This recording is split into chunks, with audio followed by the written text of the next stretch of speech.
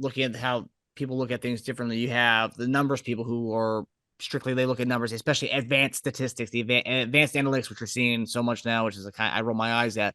But players have a thing where it's passing the eye test, right? And that's why numbers can never quantify everything. The numbers can't really quantify what the eye test looks like. A guy dominating on the field, but yet if you look at these numbers, I mean, this guy he's not really it. He ranks in the fourth, fifth tier type at the position. It's like, I don't know. I'm watching the game tape right here. It says otherwise.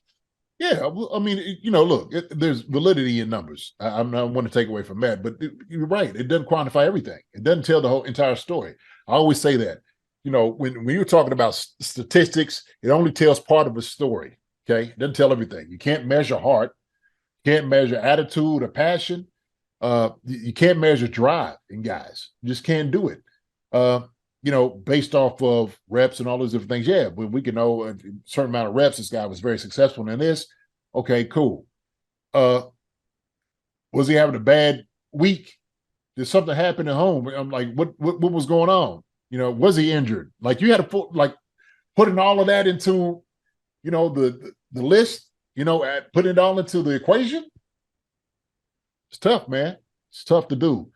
So when we talk, I mean, like you said, the eye test, right? Like I was like, man, we know that Patrick retreats back further than everybody else. Okay, it may be another 1 or 2 yards, but it's a difference in the game. That's big. It's big when you blocking whole guys up. You know what I mean? Defensive ends see it, defenders see it. So now their junction and their points move. Okay, they adjust. So yeah, it's just numbers, and I like numbers, but yeah, it doesn't tell the entire story. So. It's funny you mentioned like the part of he may be playing injured and stuff, and that's one thing that I was reading an article the other day about how like you're starting to see a trend, and whereas back in the old days with people focusing so much on the advanced analytics of things. And how teams, have incorporating that so much. People who never actually played ball, but they're numbers people. Yeah. But you're starting to see a trend now where teams are looking at this so much when it comes to contract stuff in the offseason stuff. But that players who may have back in the day would play through injury because they wanted to try to will their team back. Just being their presence. They may play like crap, whether it's in basketball or NFL. They play like crap. That's because they're obviously going through injury and they're playing regardless of they're playing through the pain, but their numbers are suffering from it. Who does that help and who does that hurt? In the off season, when when players are trying to negotiate with teams, the numbers took a hit and teams are using that against them in the statistics. But look, I played through the season last year hurt, but they don't care. They're using your numbers against you. That's why you're starting to see a trend where people aren't actually playing through those injuries anymore. 100%. 100%. And it all boils down to that negotiation, right? So yeah, there's two thought processes here. Well, yeah, okay, the numbers, what does it show? But also too, hey, this guy was loyal enough to come out here and play. Like he absolutely laid it all on the line to try to help the team out. We know he was hurt. We know what he was given. Sure, we seen him all during the week when he was going through the pain and whatnot. But now also we didn't want to reward him because of his loyalty and putting himself out there. Yeah, if he decided not to do it, then you weren't playing because he didn't commit to, trying to go out there and at least be an influence on the team. Hence, Lamar Jackson, perfect example. Perfect example. They're trying to use his injuries and stuff like that against Lamar Jackson, okay? When the simple fact that we knew, okay, he didn't have a contract. He ended up going out there getting hurt, getting a ding, and they wasn't going to guarantee anything else for him, okay? What makes you think he's not going to put his own best interest in heart when y'all weren't even taking care of the man? You know what I mean? Like, oh, he's selfish and went out there. What are you talking about? You want this guy to go out here and get hurt? He's betting all this on the line on himself. This is what he's doing. You want him to give everything, but they're not going to give him anything in return. Man, forget all that. Shoot, people get mad all they want to about Lamar Jackson. Man, I commend the guy for doing what he's doing. I do. I hope he gets paid because he should. Okay, with all these other guys, Daniel Jones just got paid. Shit, Lamar Jackson needs to get his money. Okay, And with the Ravens doling out 18 million for a guy who's played like only a few games in the last 2 seasons, why not give Lamar Jackson what Man, do you want? like yeah, for real. Like that, but that's like when people talk like that, it just missed me with that. Like you don't have the talent, or his playing style. He's going to be more prone to injury. His playing style is winning games. Yeah. That's what's doing it. And so he's still going to be an effective. He's still going to be better than even if he gets hurt. He's still going to be better than 75% of the NFL. He's still going to be effective. So I just. Yeah. Well, that's what the whole like playing through injuries, right? So let's say you play for the team, right? And then the coach is telling you, hey, man, like you're 75% better than the next guy's 100%. We want you to continue to play, even if your number's going to take a hit. But when the offseason comes, hey, you took a big decline this year. Your numbers didn't look that good. But you knew I was playing through injury. So automatically you got bad blood within the organization. Then you go to a bigger, grander scheme going to the market. Yeah.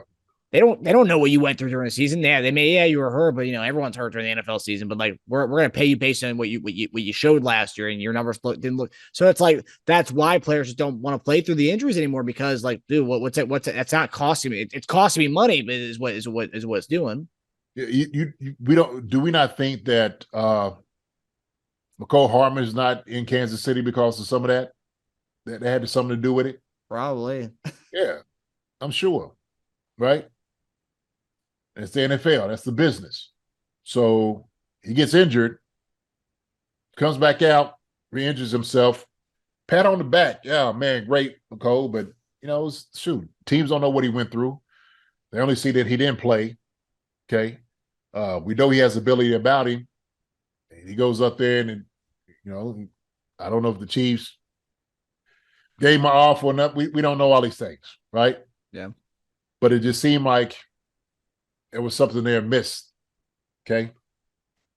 But hey, man, look, it's negotiating.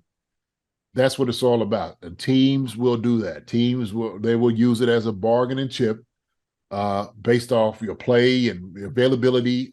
Best ability is availability. Yep. Right? And rightly so. Look, I'm not going to take away from it. Sure, we were just talking about before, like obviously NBA is a different animal altogether. But if guys are hurt, they trying to go out there and play. Like, man, do I put myself out here? Because I know, teams need me. Okay, I'm trying to still go out because I'm going out there I'm not selfish. I'm going out there for my teammates. Still want to win. I still want to play. So I'm gonna go put it all out on the line. Yeah. It's just it's the NFL, man. Well, and that's why every player has to take into account their own situation first. I mean, first and foremost, like you're a business. Like each individual player is their own business, no doubt. Right. Just like the Chiefs are a business. Whoever the player is a business, and you got to make sure like what Harmon did was very selfless, coming in and trying to play in that AFC Championship game. He came in, got hurt. And what happened in the offseason? They look. He went from I think projected 10 to 11 million a year, and it got made. It's about 6 with New York. So it's like it hurts.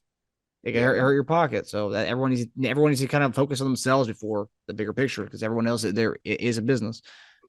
Even last night I was watching an NBA game. Anthony Edwards for the Timberwolves played through injury last night. Then today he's getting killed on all the hot take shows. He went 3 for 19 last night, but he played through injury. But who's getting killed in the media?